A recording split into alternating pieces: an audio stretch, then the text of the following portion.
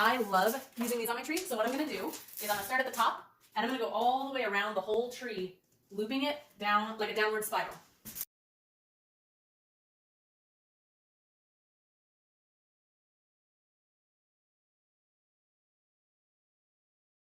Make sure to visit our YouTube channel for different bow tutorials. Okay, so I added the tree topper bow, Santa legs, and one of the picks that I bought. Now with the rest of the picks, I broke them off into little pieces, and I'm just going to be sticking them in randomly around the tree. That way there's little accents of these same picks all throughout, so it all ties together. All of the ribbon I used for this project I got from shopdesignerdiy.com, and all of the fun picks and some ornaments I got from Hobby Lobby.